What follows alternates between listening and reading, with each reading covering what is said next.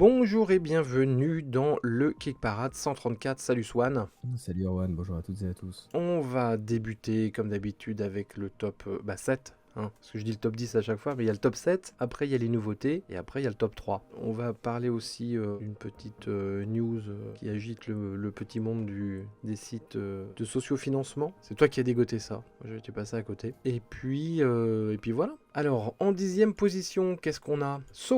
Alors So, on l'a vu en nouveauté la semaine dernière. Là, il en est à 124 000 euros, 1951 contributeurs, et il reste moins de 15 jours. Donc le jeu de survival horror, ou torture porn, comme on dit, comme c'était à la mode il y a 10 ans, il y a plein de films torture porn, dont Hostel et dont So, qui avait un peu lancé la mode voilà, au début des années 2000. Donc voilà, donc c'est l'adaptation de la franchise Saw par l'auteur de The Live, une autre adaptation de film de John Carpenter. Et là ça marche. Ils ont su communiquer. Après c'est vrai que c'est une franchise qu'elle vend en poupe. Ils ont rajouté un aggressive mode, ce qui est logique. Oui, c'est vrai que c'est vraiment ce qui manquait. C'est que vu que le jeu est vraiment dans la finesse, c'est vrai que je pense qu'il fallait en rajouter une couche. Si vous voulez jouer au jeu encore plus méchamment, encore plus Ah, radical. rappelons tout de même que derrière le côté en fait retranscription de l'ambiance un peu glauque et gore des films, se cache quand même un vrai jeu de puzzle et d'énigmes. Et là-dessus, il respecte plutôt bien, on va dire l'essence de la franchise, qu'on aime ou qu'on n'aime pas, mais en tout cas, en termes de jeu de plateau, dans les propositions qu'il fait, ça a l'air de fonctionner en fait. Et c'était plutôt bien vu, parce qu'on sait souvent que malheureusement, les jeux comme ça tirés de franchise, fait un petit peu par-dessus la main, Ouais. par, on va dire, des studios peu scrupuleux, ils ont tendance à faire un peu le strict minimum. Des fois, on est vraiment sur du Monopoly à peine déguisé. Et là, on a quand même une vraie proposition ludique. Alors après, on peut adhérer, on peut pas adhérer, ça a pas l'air non plus de révolutionner le genre, mais ça fait toujours plaisir de voir qu'ils sont capables de mêler des mécaniques efficaces avec l'univers du jeu, enfin du film ou du jeu qu'ils adaptent en fait. Et ça, je trouve ça très cool. Et pour le coup, c'est un vrai jeu d'horreur. Il y a beaucoup de jeux dits d'horreur qui ne sont pas vraiment horribles. Celui-là, il est assez gore, quoi. 9e place, c'est une nouveauté et une entrée. C'est Rings of Chaos, 273 000 euros, 2896 contributeurs, donc il démarre très bien. Il reste 20 jours. Quelle a été notre surprise de voir à la tête de ce jeu un acteur hollywoodien, Oui, Matthew Lillard, donc vous avez Matthew peut-être Lillard. probablement vu dans les adaptations de Scooby-Doo, qui est un acteur que, honnêtement, j'apprécie pas tellement. Je le trouve. Bah ouais, il jouait dans le premier Scream. Alors Matthew Lillard, ouais, c'est vrai qu'au début des années 2000, c'était un peu la risée, parce qu'il faisait tout le temps les mêmes rôles, il était tout le temps hystérique, il était insupportable. Et puis, on le voit moins, hein, on va pas se mentir. Donc Ouais, je pense qu'il enfin, bosse, c'est hein, surtout mais... qu'il... Oui, et puis surtout, il est devenu un petit peu acteur de second plan, en fait. Ouais, ça, Là ça. où on était Mm. habitué avant, il y a eu une petite période où c'était un peu le comic relief qui était mis en avant dans les films. Aujourd'hui, il a un petit peu tendance à s'être gentiment, on va dire, mis en retrait. Voilà. Mm. Je sais que notamment, il apparaissait dans la dernière saison de Twin Peaks, qui est fabuleuse, mais C'est voilà. vrai, oui, qui est Et là, fabuleuse. et là, l'idée, c'est, bah, en gros, entre deux tournages, en fait, il a monté, enfin, ça a l'air d'être un grand fan de jeux de plateau, et là, en fait, il propose, en fait, avec son équipe, son jeu. Donc, bon, il s'agit d'un jeu de confrontation. Vous allez incarner, en fait, on va dire, une espèce de classe asymétrique. Vous allez sélectionner au début, vous allez sélectionner 4 héros, vous allez mettre sur le plateau devant vous, vous allez les équiper avec du stuff, etc., etc. Et l'objectif, ça va être de récupérer ce fameux anneau de chaos. Et ensuite, une fois qu'on l'a récupéré, ça signe pas forcément à la fin de la partie, mais là, l'idée, c'est de réussir à le conserver un certain nombre de tours de façon à appeler en fait les dieux du chaos pour remporter la partie. Donc Mhm. voilà, donc il y a un côté d'abord course pour récupérer l'objet, et puis ensuite affrontement avec celui qui l'a et qui devient en fait la cible de tous les autres, etc. Donc, enfin, en vrai, sur le papier, la mécanique a l'air, sans pareil, pas révolutionnaire, mais plutôt efficace. Par contre, c'est vrai qu'au niveau de la page, il y a un vrai problème parce que finalement, toutes les informations qui concernent un petit peu le jeu, l'esthétique, etc., en fait, elles arrivent vraiment dans un second temps. C'est-à-dire qu'au début, ils ont vraiment mis en avant le fait que voilà, le jeu est développé par Matthew Lillard, toutes les vidéos faites avec, on va dire, les différents vidéastes et youtubeurs qui ont bossé dessus et qui en font un peu la promotion. Et c'est juste après qu'en fait, on a une explication, on va dire, on rentre un peu plus dans le détail du jeu. Et ça, pour moi, c'est une vraie faute parce que c'est vrai, quand tu commences une page et que tu t'enchaînes 5 ou 6 vidéos YouTube, bon, t'as tendance à t'arrêter là. Après, encore une fois, c'est pas un énorme jeu. Mais ça a l'air de fonctionner. Je pense que ce qui a aussi bien fonctionné, c'est qu'effectivement, les premières copies étaient dédicacées par l'acteur. Voilà. Ah. Mais je crois que. Tu t'en fous, tu joues qu'à Baldur's Gate, toi. Bah oui, c'est vrai. Bon, j'avoue. On t'a perdu. Oh oui, mais vous êtes pas prêts de me retrouver. Allez, on passe au suivant, et c'est Persévérance sur GameFound. 513 000 euros, 3000 backers pile. Donc, voilà. C'est double exploit là, cette semaine. 3000 contributeurs et il a passé le demi-million d'euros. Donc, c'est un vrai succès.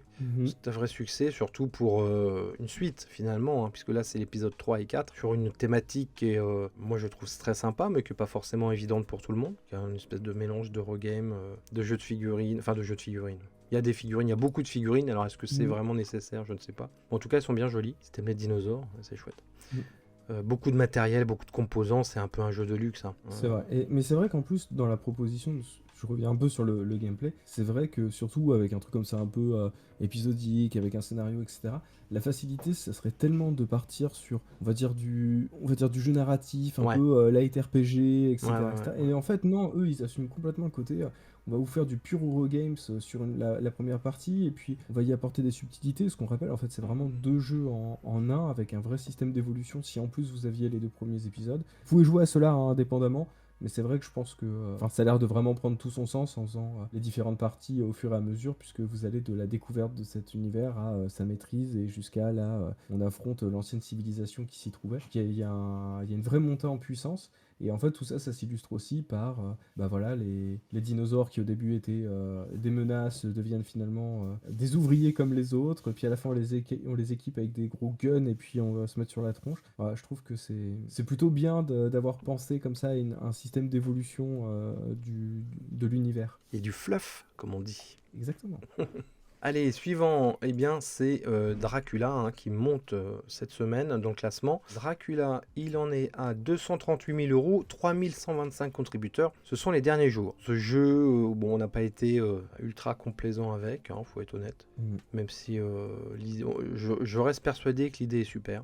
Mais voilà, le jeu, je trouve, en tout cas, de ce qui est présenté sur la page, évidemment, hein, on peut jamais avoir une opinion définitive avant d'y avoir joué. Mais moi, ne m'excite pas plus que ça. On a déjà expliqué pourquoi. Hein. Ils ont débloqué un mode solo et coopératif. Et du coup, maintenant, on peut jouer de 1 à 6. Oh là là, c'est magnifique. Mais passé à côté de ça. Par contre, en fait, je comprends que tu sois passé à côté parce que pareil, en termes de communication, c'est un peu pauvre. Hein. Une FAQ assez chiche, très peu d'actu. Bon, ils réagissent peut-être un petit peu plus au niveau des commentaires. Malheureusement, peut-être un peu trop sur les commentaires négatifs et pas suffisamment sur ceux qui posent des questions. Mais après, moi, je reste tolérant avec eux parce que c'est un premier projet. Ça reste quand même un beau succès hein, pour un premier de cette envergure-là. Donc voilà, espérons que si l'aventure continue pour ce studio, ils corrigeront un petit peu cette communication, qu'ils feront plus une campagne sur le long terme. Mais c'est vrai que là, dégoter des informations entre le premier et le dernier jour, c'est pas forcément évident. Ils reviendront plus tard avec une version 1.5 où il y aura une vraie direction artistique. Et là, ok, là je suis preneur. On passe à la 6e place sur GameFound. Grosse montée dans le classement de Stars of Akarios. Donc c'est ce jeu spatial, ce space crawler, hein, on avait dit, dans lequel vous êtes un capitaine de vaisseau, vous allez gérer votre équipage, surtout votre vaisseau, vous allez pouvoir l'améliorer. Et écoutez, va vous arriver tout un tas d'aventures un peu à la manière d'un jeu, d'un livre dont vous êtes le héros, pardon. Vous allez pouvoir débarquer sur des planètes, il va y avoir des batailles galactiques. Donc voilà, c'est une épopée spatiale, un space opéra ludique, avec tout ce qui va avec. C'est pas terrible comme expression, pardon. Mais en tout cas, il y a ce qu'il faut dans la boîte pour ce style de jeu. Mais je tiens quand même à souligner ce qu'on a eu un commentaire la semaine dernière de quelqu'un qui avait eu l'occasion de tester le jeu donc avant, en fait, parce que là, c'est une version C'est 1.5, une hein, comme version tu l'as dit, 1.5. donc c'est une version un peu améliorée et lui, il soulignait en fait l'IA des adversaires dans le jeu. Donc ce qu'on appelle l'IA, en fait, c'est que comme il n'y a pas un joueur qui va maîtriser les adversaires, parce que c'est un jeu coopératif, Hmm. mais en fait, on va avoir une série de règles qui visent à, on va dire, créer un semblant d'intelligence artificielle sur en fait le comportement des ennemis, puisqu'ils ne sont maîtrisés par personne. Et apparemment, ce que soulignait ce commentaire-là, c'est que, en fait, elle était vraiment perfectible, Hmm. qu'il y avait des gros soucis et que lui, ça avait fini par le dégoûter du jeu, et D'accord. qu'a priori, dans cette mise à jour 1.5, il n'y a aucune information sur les mises à jour de cette intelligence C'est artificielle. vrai, parce que moi j'ai Et vu une vidéo et ils améliorent le matériel, ils ont refait les livres de règles, le bouquin de scénar, mais j'ai pas entendu non plus parler de l'IA des PNJ, des personnages non joueurs. voilà. Donc, après, encore une fois, c'est un avis, mais je pense que c'était important de rappeler parce que là, voilà, c'est quand même quelqu'un qui a fini par revendre son jeu. Donc, c'est quand même bien d'être informé si vous êtes intéressé par le jeu, etc. De savoir que c'est pas forcément exempt de défauts. Et si pour vous, c'est un élément qui est vraiment important, bah, ça vaut peut-être le coup de regarder 2-3 parties pour voir comment le jeu se joue et si ça peut vous convenir. Et du coup, on en profite pour remercier donc ce commentaire qui est un peu entré dans les détails la semaine dernière. Parce que justement, quand on connaît pas les jeux, et ben encore une fois, on rappelle, c'est une chaîne qui est participative. Donc n'hésitez pas à partager vos expériences comme ça parce que ça peut aider d'autres gens. Donc voilà, merci à toi. Ouais, merci beaucoup, parce que nous ne sommes pas omniscients, hein. Nous n'avons pas joué à tous Presque, les jeux. mais Presque. euh, Allez, 5e place, c'est Nocturne qui monte encore un petit peu. Bah voilà. T'avais dit que t'en parlerais pas, qu'on n'en parlerait pas, parce qu'ils font pas d'actu, ils s'en foutent de leur campagne. Donc si, il en est quand même à... Il a dépassé les 100 000 euros, et il est presque à 4 000 contributeurs, tu vois, comme quoi, il reste 23 jours. Ok, bon, 4e place. voilà, merci.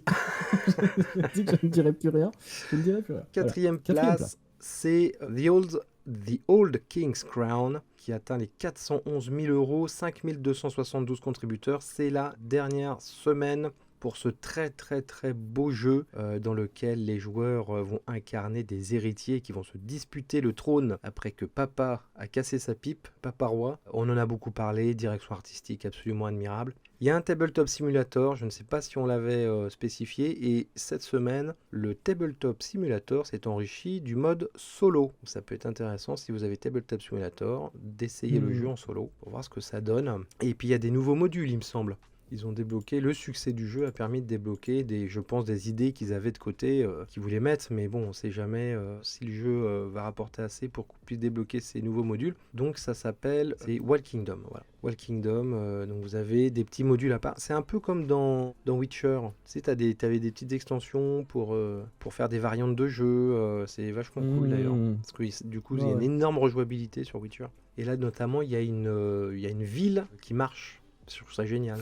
Il y a une ville avec des grandes pattes mécaniques. Bon, c'est très Miyazaki, hein, je trouve. Du coup, c'est super. Et puis, il y a un module aéronaute, donc avec des ballons. Ouais, c'est chouette. C'est vraiment chouette, quoi. Il y a beaucoup de belles idées, quoi. Très, très belles idées. Et à savoir que ouais. en français sera distribué par Matago. Ouais. Donc il y a fort variété qu'une sortie en boutique soit prévue. Il y aura une sortie boutique très certainement, avec moins d'éléments dans la boîte, hein, évidemment, vous connaissez la musique. Là, c'est sûr que le jeu est tellement beau que, tu vois, là, c'est quand même ton cœur balance entre attendre la boutique et le prendre tout de suite, malgré que voilà, il y a la TVA, les frais de port, etc. Donc ça va revenir plus cher, mais tu vois, t'as vraiment envie d'avoir tous les petits éléments de Kickstarter en plus parce que c'est vraiment chouette, quoi. Donc voilà, ouais. Et puis j'ai jeté un coup d'œil, hein, sur.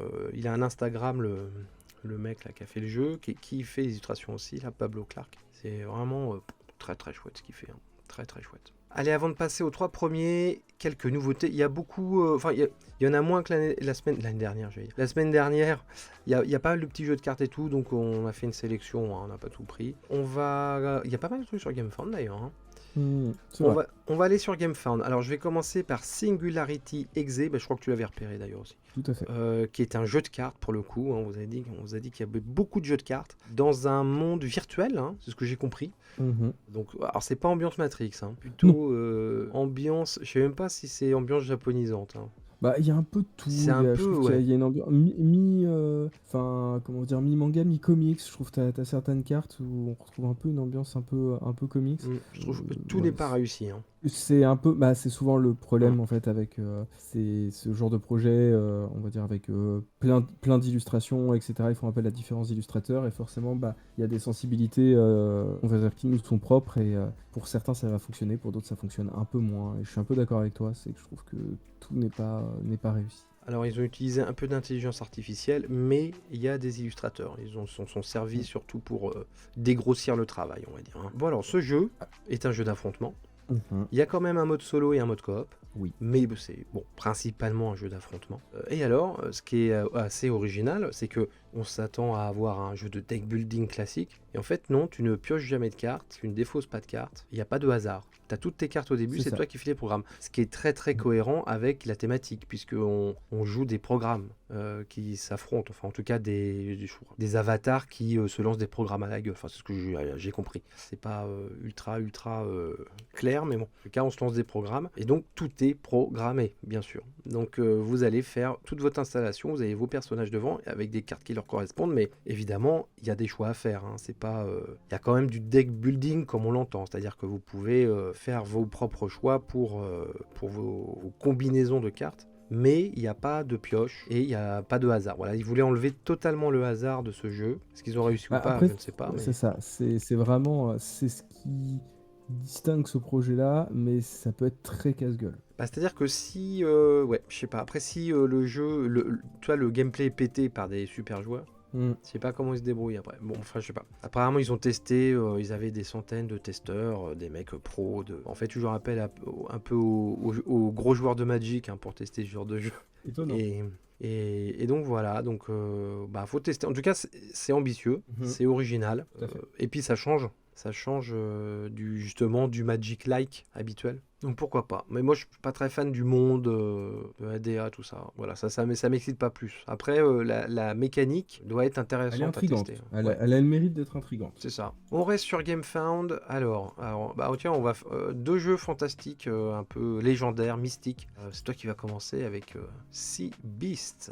C'est un jeu pour 1 à 2 joueurs, des parties relativement courtes. C'est assez particulier puisqu'il y a d'un côté un composant un peu roll and write et d'un autre côté un affrontement de monstres. Donc voilà, vous allez jouer des vikings sur leur bateau, vous allez devoir parcourir des routes maritimes peuplées de monstres, etc. Vous allez devoir faire des choix tout au long de votre trajet. Donc là, il y a tout le côté roll and write, que vous déplacez de point en point, etc.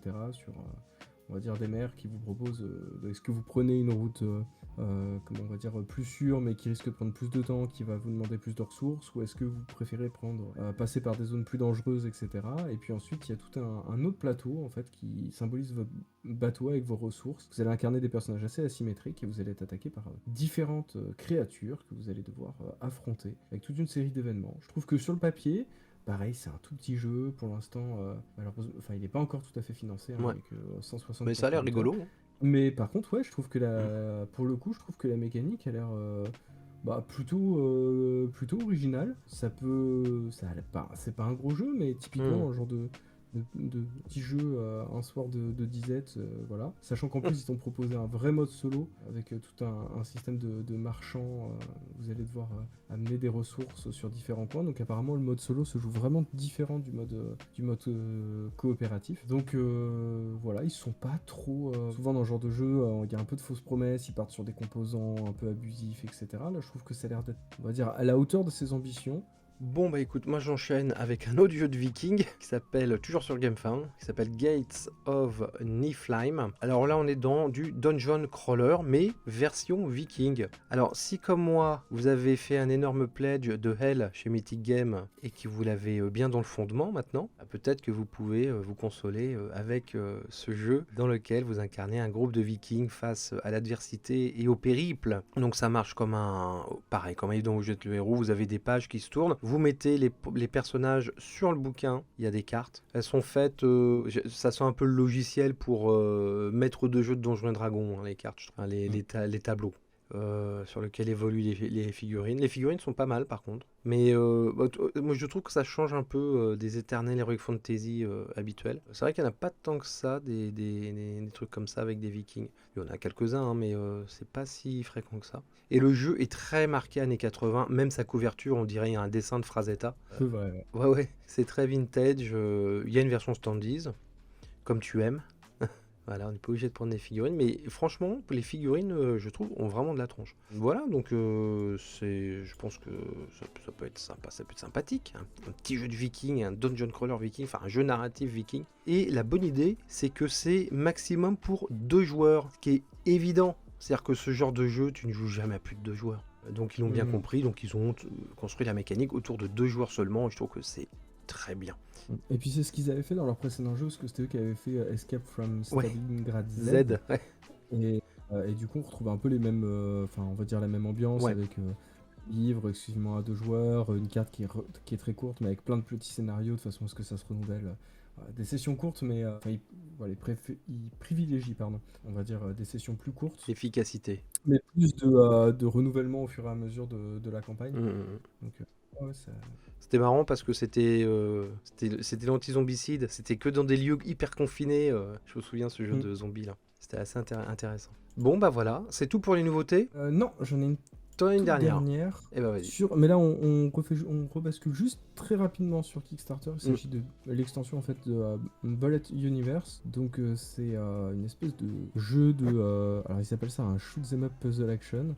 Donc vous allez avoir un petit plateau avec pareil une ambiance très très manga japonaise. Pour le coup, on va dire qu'il fait un peu moins parodique que ce qu'on a pu voir auparavant. Donc c'est-à-dire que là, on retrouve vraiment une ambiance un peu on va dire ces vieux jeux Sega des années 80-90, Ouais, je avec des confirme. personnages hauts en couleur, très caricaturaux, etc. Mais on va dire, on retrouve vraiment cette patte graphique qu'on retrouvait justement dans ce style de shoot 'em up et de jeu de puzzle, très arcade de ces années-là. Et donc voilà, vous allez avoir un personnage qui va avoir ses pouvoirs particuliers, vous allez avoir un petit plateau sur lequel en fait vous allez envoyer des missiles sur les autres joueurs, et en fait vous allez devoir gérer entre vos pouvoirs, etc. pour essayer de faire en sorte de prendre le moins de dégâts possible. Et tout le monde va jouer en simultané pendant 3 minutes, et au bout de ces 3 minutes, on voit qui est en vie, qui a perdu, etc. Donc là, ils viennent rajouter de nouveaux composants pour étoffer un jeu qui, d'après les retours que j'ai pu voir, fonctionne très très bien. Et donc du coup, les joueurs ont l'air très satisfaits de voir cette extension arriver. Il y a pas mal d'extensions déjà, non? Oui. Ouais, ça a l'air c'est une vraiment game qui d'être un marche. jeu qui se travaille sur le long terme, comme on en voit de plus en plus. Et en plus, c'était des mecs qui, derrière, on les a déjà vus plusieurs fois, parce que justement, ils se sont aussi spécialisés sur l'adaptation aussi de beaucoup de jeux vidéo dernièrement. C'était la boîte qui avait fait Guilty Gear et Dead by Daylight, qui avait proposé les versions jeux de plateau de ces jeux-là, et qui ont peut-être profité, on va dire, du blast de ces 2 campagnes pour venir ressortir des extensions sur leur précédent jeu, sur leur, on va dire, les fondations de leur modèle économique. Okidoc. Tiens, en parlant de modèle économique, Oui. il me semble que tu voulais parler d'un truc qui fait un peu de bruit cette semaine. Qui fait un petit peu de bruit, et puis surtout, bon là, la campagne sera terminée en fait à un moment où vous verrez l'émission, puisqu'elle se termine dans un jour. Mais je pense que c'est important qu'on en débatte. C'était la ressortie de Nova Ateas Renaissance, donc de Ludus Magnus Studio. Énorme jeu.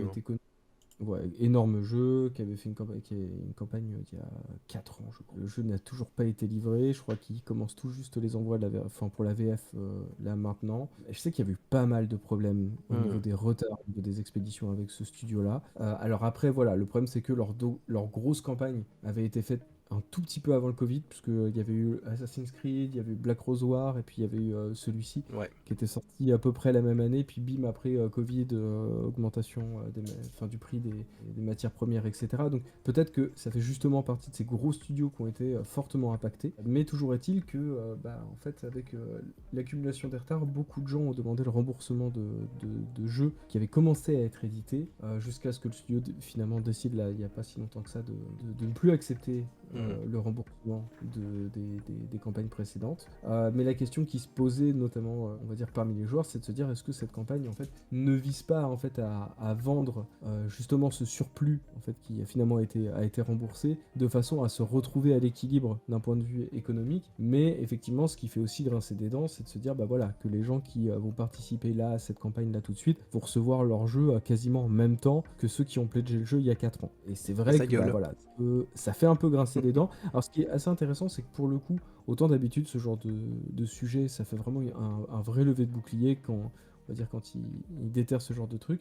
Là, je trouve que les gens s'interrogent beaucoup plus qu'ils ne jugent ou condamnent, etc. Je pense que le fait de ne pas avoir encore eu le jeu entre les mains, le succès quand même du jeu Assassin's Creed qui était sorti et que les gens étaient quand même relativement satisfaits par la proposition. Mais voilà, toujours est-il que voilà, moi j'aimerais bien savoir aussi ce que vous en pensez. Est-ce que pour vous, ça vous semble être une manière, on va dire, économiquement viable de dire, bon, bah voilà, on a ces boîtes, techniquement, on peut se mettre en difficulté, donc ça semble logique de les remettre sur le marché par le prix d'une campagne. Est-ce qu'ils ont peut-être fait ça un peu trop tôt? Peut-être qu'ils auraient dû attendre déjà que tous les jeux soient livrés avant de faire cette proposition-là. Voilà, voilà, à vos claviers. Vous avez Ouais, 2 parce heures. que des reprints, on en a déjà vu, hein, des jeux qui étaient déjà livrés, et ils en ressortent. Enfin, ils refont une campagne pour. Voilà, là, c'est différent. C'est différent, c'est vrai. Bon, allez, on passe aux 3 premiers de la semaine de ce Kick Parade. Alors, 3e position, tu t'y attendais pas, hein. Undergrove, 300 000 €, 5 304 contributeurs. Le champignon à la cote. Ah ouais, Le champignon, clairement. c'est bon. Mhm. Les Je sais pas, c'est joueurs peut-être les... adorent les champignons. Non, mais c'est vrai, tous les jeux de champignons là, qui sont sortis l'année dernière, là, ils ont bien marché, hein. Alors, peut-être pas autant que Alors celui-là, après, mais pour celui-ci, voilà, on a quand même, on le disait la semaine dernière, quand même l'autrice de Wingspan qui est aussi derrière, donc je pense Ouais. qu'il y a un peu un mix des deux sur celui-ci. Je pense qu'il y a d'un côté la thématique et de l'autre côté on a vraiment une auteure très prestigieuse derrière le projet. Il y a quand même un prix qui est relativement attractif, hein, Oui. aussi, hein, 39 $, c'est Ouais, pas, c'est pas énorme. En plus les illustrations, le matériel et tout, il est très joli. ouais. Alors après c'est pas du gros truc, hein, vous allez pas avoir des figurines de champignons en plastique, voilà. Mais en tout cas, bon, c'est bien illustré, c'est bien fichu, les mécaniques ont l'air efficaces. Mais c'est vrai que ouais, le succès est dingue. Il est là pour 23 jours encore, donc on en reparlera. 2e place. Oui, il a gagné 5 places d'ailleurs, Underground, dans le classement, donc c'est grosse montée, hein. Allez, 2e de ce classement hebdo, c'est une nouveauté, c'est une entrée, et c'est le nouveau Cool Mini or Not, et c'est le nouveau Zombicide, qui cette fois s'attaque à une autre grosse franchise, puisque c'est DC Comics. Donc le jeu s'appelle Deceased, ha ha ha, donc décédé, hein, évidemment, dans la langue de Shakespeare. Donc voilà, donc ils avaient fait exactement la même chose avec Marvel, hein, qui est sorti en boutique d'ailleurs en France il n'y a pas longtemps. Donc c'est exactement le même principe que Marvel, enfin j'ai pas vu de différence, je sais pas si toi t'as vu moi des... non plus. C'est pareil, Non, hein. non, c'est vraiment. Voilà. Et apparemment c'est une série de comics aussi d'ici, il y a eu des DC zombies. Oui, bah pareil au début des années Ils se 2000. copient tous en fait, quoi. Bah, de toute façon, Cool Mini or Not, voilà. Enfin, après, on aime ou on n'aime pas. Tout le monde ne recherche pas forcément la même chose dans un jeu de plateau. C'est vrai que Cool Mini or Not, c'est vraiment de l'améritrage pur et dur. C'est moi, de la j'adore. figurine, des règles plutôt simples, et puis on y va. Moi, c'est typiquement le genre de jeu que je déteste. Moi j'adore. Euh, J'adore Zombicide. Pas tous, Ouais, hein. Tu moi, vois, ceux-là, les ouais. Marvel et les DC, je m'en fous. Par contre, là, je suis en train de faire la campagne la nouvelle campagne de Zombicide seconde édition qui s'appelle Rio de Janeiro et qui est excellente. C'est la meilleure extension de Zombicide seconde édition, enfin pour moi en tout cas. C'est la plus fouillée, la plus tripante, la plus nerveuse, la plus difficile. Moi, j'aime beaucoup Zombicide. Je trouve que c'est une mécanique c'est vrai qu'elle est simple, mais qui est tellement efficace que tu peux mettre à toutes les sauces. C'est quasiment un jeu universel en fait. Donc c'est un Ouais, tour de moi, force. ouais. Et c'est français, monsieur. Les auteurs sont français, Oui, Zombicide. les auteurs sont français. Donc voilà. Mais c'est vrai que là, bah voilà, le truc c'est que, bon, encore une fois, voilà, vous allez avoir du kinoplastique, vous allez avoir plein de trucs, Ah il bah faut oui. à la fois comment dire, des informations qui sortent tous les jours. En gros, bim, tous les jours on vous présente une nouvelle figurine Bah avec le là, personnage que vous on peut pas les incarnez. accuser de pas faire d'actu, hein. Non, clairement pas. Bah, de toute façon, là-dessus, c'est pas ce qu'il aurait reproché. Non. Après, voilà, bon, là, la question, c'est qu'effectivement, alors déjà, peut-être parler un petit peu en fait, du nombre de contributeurs et on va dire, des différences Alors, de cette c'est vrai. campagne par rapport à leur précédente. Je l'ai pas Déjà, dit, ils sont à 553 000 €. Ils vont vers les 6 000 contributeurs. Il reste 15 jours. voilà. Donc déjà, premier élément, ils repartent sur des campagnes un peu plus longues que ce qu'ils nous ont proposé les dernières fois. Parce que c'est vrai ils étaient repartis sur un format de... bim, vous avez 10 jours. Ce qu'ils avaient fait pour Dune. etc. Ouais, ce qu'ils avaient fait aussi, je crois, pour les derniers Marvel United, ce qu'ils avaient fait même pour Zombicide, enfin, bah pareil, le Zombicide pour Marvel, il me semblait que c'était des campagnes qui étaient relativement courtes. Là, ils sont repartis sur une campagne un peu plus longue. Bon, il nous reste effectivement 15 jours, mais c'est vrai que pour un Zombicide, pour une licence comme DC, je trouve que moins de 6 000 contributeurs, c'est un début un peu plus faible que ce qu'on a l'habitude de voir. Je suis ils d'accord. atteignent le million en moins de 24 heures. Et là, c'est pas le cas. Après, DC n'est pas Marvel une fois de plus, hein. Oui, mais c'est vrai qu'après, il y a quand même des gros fans. Tu dis là, il y a Batman, il y a quand même Batman, Superman, ça reste quand même on va dire des héros relativement vendeurs, Ouais, mais mais des jeux de Batman qui se sont plantés sur Kickstarter, on en a vu, c'est hein. vrai qu'il y en a beaucoup. C'est vrai qu'il y en a beaucoup. Non, et puis je pense qu'il y a des choses qui, pour moi, sont un peu difficilement explicables dans cette. Alors peut-être que ce sera dévoilé d'ici la fin de la campagne. Ils me prouveront, on l'étudiera toutes les semaines. Mais c'est qu'effectivement, je comprends pas trop pourquoi, dans ce genre de campagne, ne pas faire une variante zombie et une variante non zombie pour chacun des personnages. Tu fais une petite fiche perso recto verso et ensuite Ouais, tu ouais. choisis est-ce Il y que avait tu pas veux ça dans l'incarner le en zombie Marvel? ou pas. Mais il me semble que si en Bah si, il fait. me semble que si, dans le Euh, Marvel, il y avait ça. Ouais, ils vont le sortir pendant et la campagne, là. bon, peut-être, ouais. Tu Mais crois en tout pas? cas, bon, que ce soit pas proposé dès le début, je trouve Oui, que c'est un oui. peu bizarre. Ouais, ouais. Parce que, voilà, surtout qu'il y a des. Déjà, il y a deux équipes, hein. C'est-à-dire que pour l'instant, à l'heure où on vous parle, Hmm, Batman n'existe pas en format zombie et Superman n'existe pas en format non zombie. c'est vrai. Voilà, tu vois, déjà rien que ça fait une première scission. Et du coup, je me dis, bon, c'est un peu bizarre, je trouve, Hmm, comme choix pour débuter. Et puis, bah voilà, après, le problème, c'est que, comme tu le disais, ça a pas l'air d'inventer beaucoup de choses. Le non. seul truc que je me demande, c'est est-ce que ce serait pas compatible avec le Si, Marvel si, je te et est-ce confirme. que, voilà, on ferait pas, plutôt que de faire du zombie, etc., de se faire un vrai jeu de plateau Marvel versus DC, tu vois, Bah, et tu peux le faire, ouais. apparemment.